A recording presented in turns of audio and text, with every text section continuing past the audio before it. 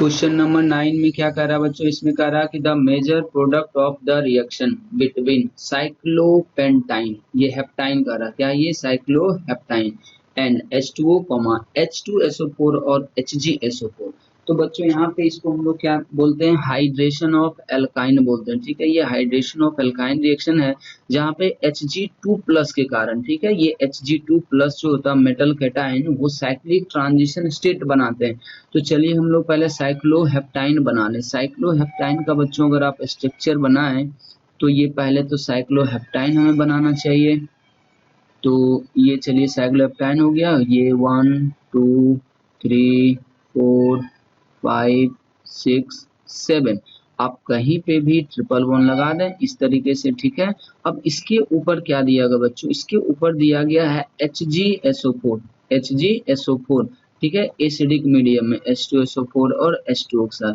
तो सबसे पहला जो काम होता है बच्चों यहाँ पे, वो क्या करता है कि ये जो यहीं पे बना दें, एक डबल बॉन्ड टूटेगा बच्चों, ये Hg2+ के साथ क्या करेगा, ये पहले साइक्लिक रिंग बनाएगा। ठीक है, Hg का। अब देखिए ये जो Hg2+ है, अब इसके ऊपर क्या करेगा, वाटर मॉलिक्यूल का अटैक होता है। ये क्या होगा, वाटर मॉलिक्यूल का अटैक होगा और यहाँ से ये इस तरीके से लीव कर जाएगा। तो अगर आप बच्चों अगर ऐसा देखें तो आपको यहाँ पे 7 कार्बन दिखाई दे रहा है।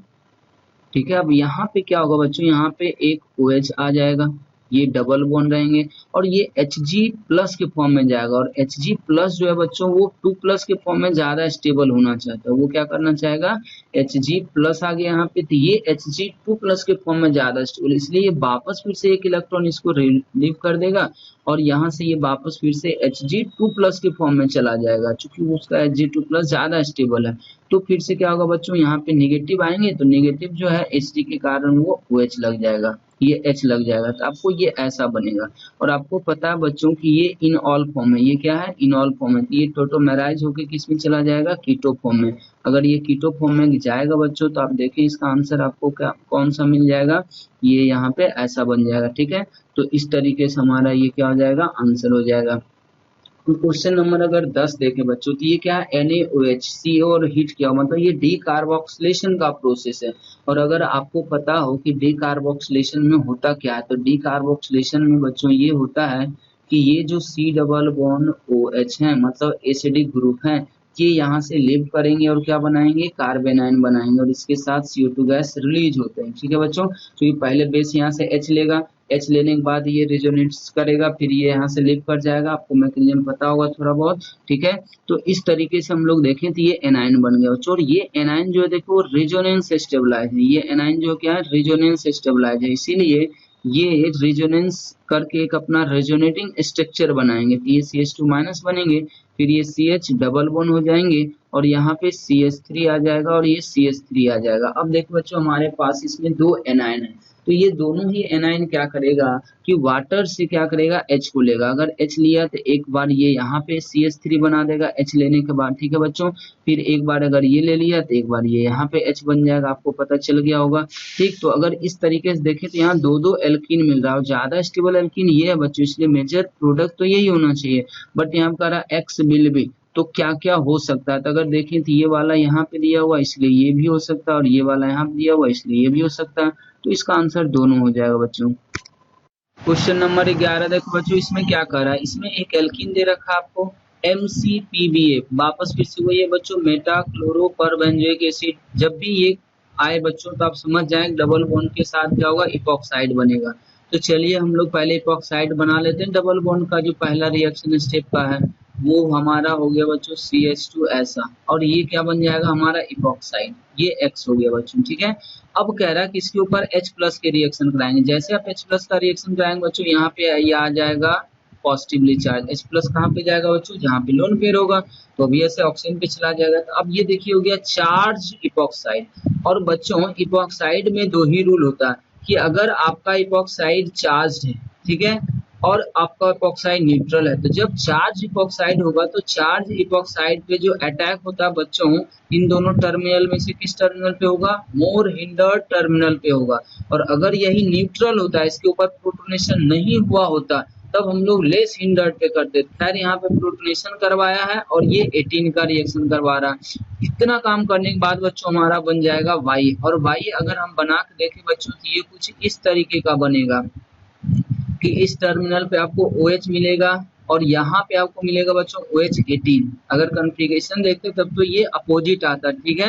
यार यहाँ कॉन्फ़िगरेशन का सवाल है नहीं, ये O18 यहाँ पे आएगा और सिंपल OH यहाँ पे जाएंगे। अब इसके बारे में फिर से क्या बोला गया बच्चों, यहाँ पे H प्लस दिया गया, इसका मतलब ये एक तरह से देखें तो ये पिनाकोल पिनाकोलॉन रीअरेंजमेंट हो सकता है। तो अब यहाँ पे क्या करेंगे बच्चों कि यहाँ पे दो दो OH है, तो OH क्या करता है हमेशा H प्लस को अट्रैक्ट करेगा। तो इन दोनों OH में से कहाँ पे H प्लस का अटैक होगा बच्चों, जहाँ पे बनने वाला कार्बोकेटाइन ज्यादा स्टेबल होगा। अब बताइए यहाँ पे कार्बोकेटाइन ज्यादा स्टेबल बनेगा, यहाँ पे बनेगा, तो ऑब्वियस यहाँ पे बनेगा। इसका मतलब कि O18 वाला जो है वो यहाँ से वाटर के फॉर्म में इलिमिनेट हो जाएगा बच्चों। तो यहाँ से हमें ये पता चल गया कि O18 हमारे प्रोडक्ट में नहीं होना चाहिए। अब देखिए O18 आपका यहाँ पे है, ये कभी आंसर नहीं हो सकता, यहाँ पे कभी आंसर नहीं हो सकता, या तो ये होगा या तो ये होगा। अब यहाँ से देखिए बच्चों कि ये कार्बोकेटाइन, और आपको पता है कार्बोकेटाइन हमेशा रीअरेंजमेंट करता है, तो रीअरेंजमेंट अगर आप कराएंगे तो यहाँ से यहाँ जाएगा, क्योंकि यहाँ पे जो कार्बोकेटाइन है बच्चों वो अभी हाइपर कंजुगेशन से स्टेबलाइज हो रहा है। ये क्या है, हाइपर कंजुगेशन से स्टेबलाइज हो रहा है। और अगर ये यहाँ से यहाँ चला जाए तो ये बैक बॉन्डिंग वाला रेजोनेंस करेगा, और आपको पता है कि हाइपर कंजुगेशन से ज्यादा स्टेबिलिटी उसको कहाँ पे मिलेगा, वो रेजोनेंस करेगा तब मिलेगा। इसलिए एक H यहाँ पे आएंगे और यहाँ पे कार्बोकेटाइन बन जाएगा बच्चों, यहाँ पे OH आ जाएगा, और फिर से ये लोन पेयर देख इसको क्या कर देगा बच्चों, डबल बॉन्ड बना देगा। और आपको पता है कि कहीं पे कार्बन डबल बॉन्ड अगर ऑक्सीजन बन रहा है, इसका मतलब उसका स्टेबिलिटी बढ़ेगा, क्योंकि उस समय एनर्जी बहुत ज्यादा रिलीज होते हैं। इसका मतलब इस तरीके का आंसर होना चाहिए, तो वो आंसर आपको ए में दे रखा बच्चों। अब अगर क्वेश्चन नंबर 12 की बात करें, क्वेश्चन नंबर 12 में आपसे क्या पूछा कि N optically active organic compound has the molecular formula C7H10। ठीक है बच्चों, तो ये एक ऑर्गेनिक कंपाउंड है, आप इसका DOU निकाल सकते हैं। खैर हमें स्ट्रक्चर तो बनाना है नहीं, जो हम DOU निकाले, स्ट्रक्चर तो ऑलरेडी दिया हुआ है। खैर अब बताइए कौन सा सही है। ऐसे आप DOU निकाल के भी चेक कर सकते हैं कि किसमें कितना DOU है और उतना दिखाया हुआ यहाँ है या नहीं है। तो अगर आप इसका DOU निकालेंगे मतलब तो 4 आ रहा है। अब 4 DOU का क्या मतलब हो सकता है, अब अगर यहाँ पे देखें C7H10 है, तो DOU निकालेंगे मतलब क्या होगा बच्चों, इसमें 3 आ रहा, सॉरी 3 आएगा क्योंकि 7 ही है, तो ये इतना आ जाएगा बच्चों। ये 10 कर देंगे आप तो 6 आ जाएगा, 6/2 करेंगे 3 आ जाएगा। तो DOU 3 आ रहा था, इसमें भी देखिए बच्चों 3 DOU, इसमें भी 3 DOU, इसमें भी 3 DOU। तो DOU के अनुसार तो स्ट्रक्चर सारा इसका सही है। फिर कार्बन एटम के अनुसार भी आप चेक कर सकते हैं। खैर अगर आप उतना नहीं भी करना चाहते हैं तो ये जो बात लिखा ना कि ऑप्टिकली एक्टिव है, तो हम चेक कर सकते हैं। अब देखें इसमें क्या कह रहा है कि ये कंपाउंड कभी ऑप्टिकली एक्टिव हो सकता है क्या, ये कायरल सेंटर हो सकते हैं क्या, ये सेम ग्रुप है, कभी भी कायरल नहीं हो सकते। जब कायरल हुए ही नहीं तो ऑप्टिकली एक्टिव ऑब्वियस से नहीं होंगे। यहाँ पे अगर गौर करें बच्चों तो ये CH3 और ये CH3 देखें सेम है, कायरल हुआ नहीं तो ऑप्टिकली एक्टिव हो नहीं सकता। ये वाला अगर देखें बच्चों तो यहाँ पे ये ग्रुप है, यहाँ पे ये ग्रुप, यहाँ पे ये चारों अलग है, इसका मतलब ये ऑप्टिकली एक्टिव है। तो ये जो बात लिखा ना ऑप्टिकली एक्टिव ऑर्गेनिक कंपाउंड, इसी से हमारा ये दोनों ऑप्शन छट गया बच्चों। अब बच रहा एक ऑप्शन ये और एक ऑप्शन ये। अब हम डायरेक्ट ये ऑप्शन अभी नहीं लगा सकते। क्यों नहीं लगा सकते बच्चों, क्योंकि इसके ऊपर एक और रिएक्शन करवाना आपको। अगर मान लिया वो बात सही नहीं होता है तब हम लोग जाएंगे नन ऑफ दिस पे। अब कह रहा कि ऑन रिएक्शन विद H2PT, आपको पता बच्चों ये कंप्लीट रिडक्शन करता है, और अगर आप इसका रिडक्शन कर देंगे तो सारा पाई बॉन्ड जो है वो खत्म हो जाएगा। तो यहाँ पे वापस CH3 बनेगा, यहाँ पे CH3 बनेगा और यहाँ पे CH3 बनेगा, और सब एक जैसा हो जाएगा बच्चों। मतलब ये वापस फिर से ऑप्टिकली इनएक्टिव हो जाएंगे। तो कह रहा ऑप्टिकली इनएक्टिव कंपाउंड बन रहा है, इसका मतलब कि ये कंपाउंड ए जो होगा वो इसी फॉर्मेट का रहा होगा बच्चों। इसका आंसर क्या हो जाएगा, सी हो जाएगा। अब आते हैं क्वेश्चन नंबर 13 के ऊपर। क्वेश्चन नंबर 13 में देखिए क्या कह रहा कि ये सब इलेक्ट्रोफिलिक एडिशन है बच्चों। सबसे पहले D प्लस का अटैक, तो आपको पता होगा according to Markovnikov rule double bond को हमें उस तरफ शिफ्ट करना है जिससे बनने वाला कार्बोकेटाइन ज्यादा स्टेबल हो। तो आप या तो इधर शिफ्ट करेंगे तो यहाँ कार्बोकेटाइन बनेगा बच्चों, यहाँ इधर शिफ्ट करेंगे तो यहाँ कार्बोकेटाइन बनेगा। इसीलिए हम इधर शिफ्ट करें ताकि हमारा ये कार्बोकेटाइन बने। अब सोचिए कि अगर हम ऐसा कार्बोकेटाइन बनाएंगे तो ये क्या हो जाएगा बच्चों, ये CH2 और यहाँ निगेटिव आएगा, तो निगेटिव के ऊपर ये प्रोटोनेशन होगा तो D प्लस लग जाएगा, तो ये ऐसा होगा। उसके बाद क्या होगा बच्चों, यहाँ वाटर मॉलिक्यूल है, तो वाटर मॉलिक्यूल क्या करता है, जो न्यूक्लियोफाइल काम करेगा, क्योंकि इसका रीअरेंजमेंट तो अब हो नहीं सकता बच्चों, तो रीअरेंजमेंट अगर हुआ नहीं तो हम इसी के जगह पे क्या कर देंगे, वाटर मॉलिक्यूल का अटैक करा देंगे, और अगर वाटर मॉलिक्यूल का अटैक कराएंगे तो ये ऐसा बनेगा, और फिर से आप यहाँ से क्या कर देंगे, डिप्रोटोनेशन कर देंगे बच्चों। तो इस तरीके से इसका आंसर आ जाना चाहिए था। अब देखें यहाँ पे क्या मिल रहा है आपको, यहाँ पे ऐसा ऑप्शन आना चाहिए, तो कह रहा सारे केस में ऐसा बनेगा, ऐसा तो यहाँ ही नहीं बन रहा, तो सारे केस की बात क्या, ये ऑप्शन देखिए यहाँ पे मैच कर रहा है आपको। फिर अगर आप यहाँ पे सेम तरह से करेंगे बच्चों, तो ये यहाँ पे क्या आएगा, H आएगा, यहाँ पे अब देखिए कार्बोकेटाइन, क्या इस कार्बोकेटाइन का रीअरेंजमेंट होगा, बिल्कुल नहीं होगा, तो H2O की जगह पे D2O अटैक करेगा, तो यहाँ OD दिखना चाहिए, देखिए यहाँ OD लिखा हुआ, यहाँ पे H लिखा हुआ।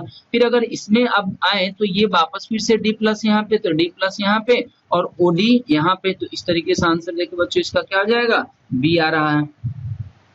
क्वेश्चन नंबर अगर 14 की बात करें बच्चों, ये वापस फिर से देखिए एल्कीन है, इसके ऊपर कोई रिएजेंट यूज करना, आपको ऐसा बना, आप सोचिए ये क्या हुआ, तो एक तरह से हाइड्रेशन हुआ, और हाइड्रेशन का आपको रूल पता हो बच्चों, तो हाइड्रेशन हम तीन तरह से करते हैं एल्कीन का, एक तो होता है डायरेक्ट हम लोग करते हैं, ठीक है, एक होता है कि रिएरेंजमेंट से करते हैं, एक लेस इंटेंसाइड, तो ये वाला जो होता है बच्चों वो HBO कहलाता है, जो हम लोग BH3THF के साथ करते हैं, ठीक है, ये होता है हाइड्रोबोरेशन ऑक्सीडेशन। अब ये मोर इंडियन साइड पे है, लेकिन रीअरेंजमेंट नहीं होगा बच्चों, इसको कहते हैं OMDM, ऑक्सीमर्क्यूरेशन डीमर्क्यूरेशन, और ये वाला जो बच्चों वो क्या कहलाएगा, रीअरेंजमेंट हुआ। रीअरेंजमेंट किसमें होता है, एसिड केटलाइज्ड हाइड्रेशन में होता है, क्योंकि वहां पे प्योर कार्बोकैटायन बनता है, मतलब केटलाइज्ड कार्बो, ये नॉन क्लासिकल कार्बोकैटायन बनते बच्चों, यहाँ पे नॉन क्लासिकल कार्बोकैटायन बनेंगे, मतलब जब कार्बोकैटायन रीअरेंजमेंट के लिए क्रिएट होता है कि इतना चार्ज डेंसिटी रखता हो, तो उसको हम लोग बोलते हैं एसिड केटलाइज्ड वाला।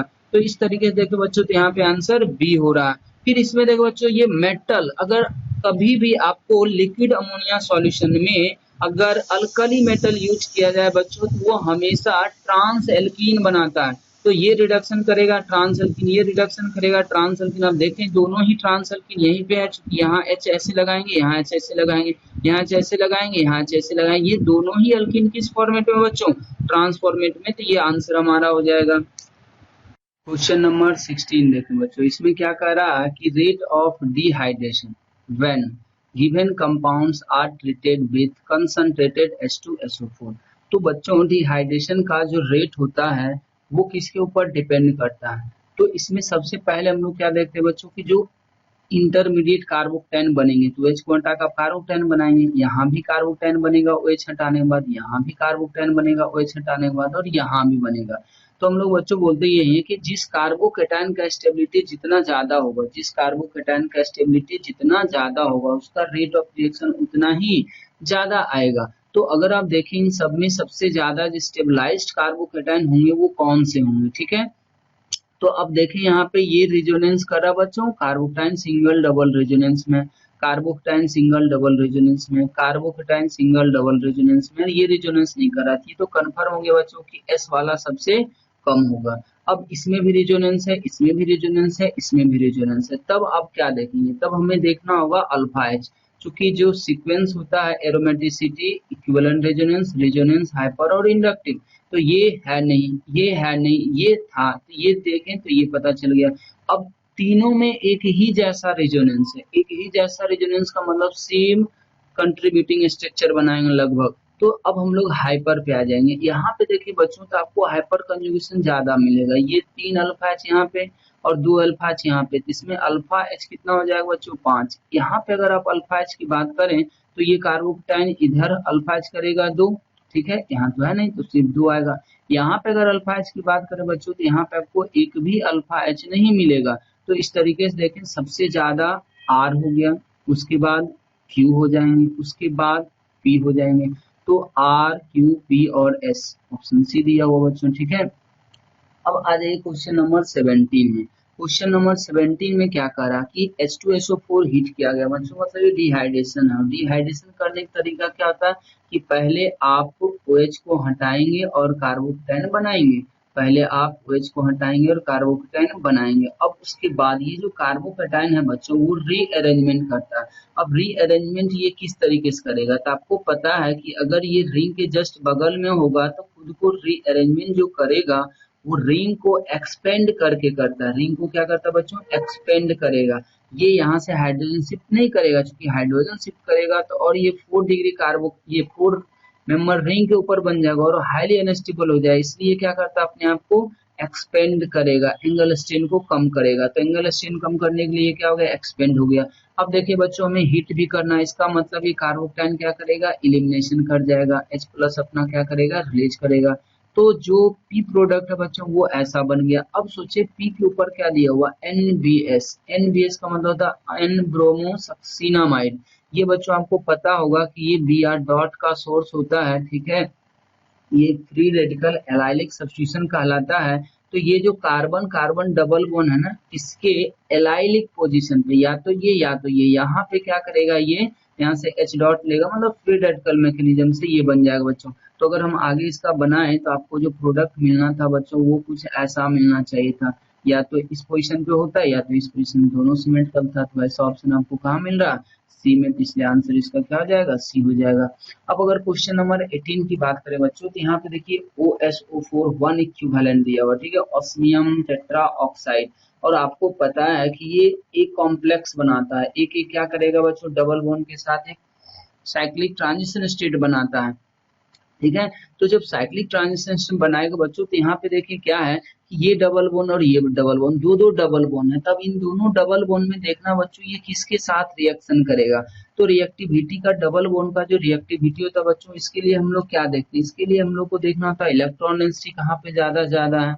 जहां से इलेक्ट्रॉन रिलीजिंग ग्रुप जुड़े होंगे वहां पे इलेक्ट्रॉन डेंसिटी उसका ज्यादा होगा, हिंड्रेंस कम होना चाहिए। तो अगर यहाँ पे देखें बच्चों, तो यहाँ पे क्या है कि ये डबल बॉन्ड ओ दिया हुआ, अगर आप इस कंपाउंड की बात करें तो ये सी डबल बॉन्ड ओ दे रखा बच्चों। इसका मतलब अगर हम इसको बनाएं तो ये कुछ इस तरीके का आपका दिखेगा यहाँ पे। तो ये जो डबल बॉन्ड है ना, ये डबल बॉन्ड क्या कर रहा है, इसके इलेक्ट्रोफिलिसिटी को, न्यूक्लियोफिलिसिटी को कम करेगा। तो ये क्या कर रहा है, यहाँ से इसको खींचेगा, चूंकि यहाँ इलेक्ट्रॉन विथड्रॉइंग ग्रुप जुड़ गया। और अगर हम लोग इलेक्ट्रॉन विथड्रॉइंग ग्रुप जो रखे हैं, इलेक्ट्रॉन विथड्रॉइंग ग्रुप जो रखे बच्चों, तो यहाँ से इसका रिएक्टिविटी क्या हो जाएगा, घट जाएगा। दूसरी बात कि ये एक लार्ज ग्रुप भी हो जाएगा, यहाँ पे हिंड्रेंस भी होगा। तो यहाँ पे इस तरीके से देखें तो इन दोनों में से इसका रिएक्टिविटी ज्यादा होगा। तो ये जो OSO4 है एक इक्विवेलेंट जो है वो पहले इसी के साथ रिएक्शन करेगा। तो अगर इसका रिएक्शन करेगा तो ये सी एडिशन करता है बच्चों, आपको याद होगा 2 OH बनाते हैं, इसका मतलब 2 H ऐसा आना चाहिए इस डबल बॉन्ड के साथ। तो अब देखिए आप यहाँ दोनों पे कर दिया, दोनों पे तो हो नहीं सकता क्योंकि 1 इक्विवेलेंट है, यहाँ पे हो नहीं सकता क्योंकि यहाँ पे लेस रिएक्टिव होगा, ये डबल बॉन्ड ज्यादा रिएक्टिव होगा। तो इसका आंसर क्या हो जाएगा बच्चों, बी हो जाएगा। अब आइए इसके ऊपर 19 के ऊपर, ये कह रहा है 1 पेंटीन 4 आइन। 1 पेंटीन और 4 आइन मतलब एक ही कंपाउंड के अंदर, सेम कंपाउंड के अंदर आपको क्या दिया हुआ है, सेम कंपाउंड के अंदर आपको इन भी दिया हुआ और आइन भी दिया हुआ। 1 पेंटीन 4 आइन दिया हुआ बच्चों, इसका मतलब 1 2 3 4। तो आप इस तरीके से समझ सकते हैं, ठीक है, 1 2 3 4 या 1 2 3 4 ऐसे। तो अब सोचे यहाँ से अगर हम लोग देखें तो ये Br2 आ गया। और आपको बच्चों पता है कि जब हमें डबल बॉन्ड और ट्रिपल बॉन्ड दोनों होंगे और कंजुगेशन में नहीं होंगे तो हमें क्या करना, तब हमें रिएक्टिविटी ऑर्डर को सेलेक्ट करना होगा। रिएक्टिविटी ऑर्डर क्या कहता है बच्चों, रिएक्टिविटी ऑर्डर ये कहता है कि डबल बॉन्ड और ट्रिपल बॉन्ड में ज्यादा रिएक्टिव कौन होते हैं, डबल बॉन्ड होते हैं, क्योंकि इसके पाई इलेक्ट्रॉन क्लाउड क्या होते हैं, बेंट होते हैं, जबकि इसके पाई इलेक्ट्रॉन क्लाउड सिमेट्रिकली होते हैं। या आप ऐसे कर सकते हैं कि इसका जो केटाइन बनता है वो हाईली अनस्टेबल होगा, इसके ऊपर अगर करते हैं तो इसका जो विनाइल केटाइन बनेगा वो हाईली अनस्टेबल होगा, क्योंकि डबल बॉन्ड में विनाइल केटाइन नहीं बनते, इसलिए रिएक्टिविटी बच्चों डबल बॉन्ड का ज्यादा होता है। तो देखिए ये दोनों कंजुगेशन में तो है नहीं, ठीक है, तो इसलिए हम लोग क्या करेंगे, डबल बॉन्ड के ऊपर रिएक्शन कराएंगे। अगर डबल बॉन्ड के ऊपर करा देंगे तो एक Br यहाँ पे बन जाएगा और ये डबल बॉन्ड खत्म हो जाएगा, एक Br यहाँ बन जाएगा। तो देखिए क्या बनेगा, 1 2 3 4 और 5, इसका मतलब 4,5 डाइब्रोमो पेंटाइन बनेगा बच्चों। तो ये आंसर क्या हो जाएगा, डी हो जाएगा। अगर हम क्वेश्चन नंबर 20 की बात करें, क्वेश्चन नंबर 20 में कह रहा है कि पोजीशन लोकेट किस किस से हो सकता है। ये जैसे देखिए ट्रिपल बॉन्ड है, ठीक है, तो ट्रिपल बॉन्ड हम लोग क्या कर सकते हैं, सेम कंपाउंड का ये टर्मिनल पे भी बनाया जा सकता है और नॉन टर्मिनल पे बनाया जा सकता है। तो बच्चों अगर आप Br2 की बात करें तो Br2 क्या करता है, पोजीशन लोकेट नहीं कर सकता क्योंकि ये एडिशन है। बाकी क्या होता है बच्चों, अगर आप इसके साथ कराएंगे, अगर टर्मिनल एल्काइन होगा तो यहाँ पे एसिड बनने के चांसेस होंगे, ठीक है, यहाँ पे CO2 गैस भी रिलीज हो सकते हैं अगर टर्मिनल एल्काइन होंगे तो यहाँ पे कॉपर ये आपको पता होगा रेड पीपीटी देता है बच्चों, एसिड बेस रिएक्शन करता है और यहाँ भी ये ऑक्सीडेशन करता है बच्चों। तो टर्मिनल एल्काइन का ऑक्सीडेशन और नॉन टर्मिनल एल्काइन का ऑक्सीडेशन अलग अलग प्रोडक्ट प्रोड्यूस करते हैं, इसीलिए ये सबसे क्या होगा, डबल बॉन्ड का पोजीशन आइडेंटिफाई होता है। जैसे मान लीजिए इसके साथ अगर कोई कर रहा है रिएक्शन तो इसका मतलब रेड पीपीटी आया, तो इसका मतलब है वो क्या है कि टर्मिनल एल्काइन। अगर नहीं रिएक्शन किया तो नॉन टर्मिनल एल्काइन, जबकि इसके साथ ऐसा नहीं है, कहीं पे होगा ये लगातार क्या करेगा, उसके ऊपर एडिशन कर देगा बच्चों। तो इस तरीके से अगर आप देखें तो आपका आंसर क्या आ जाएगा, ए आ जाएगा।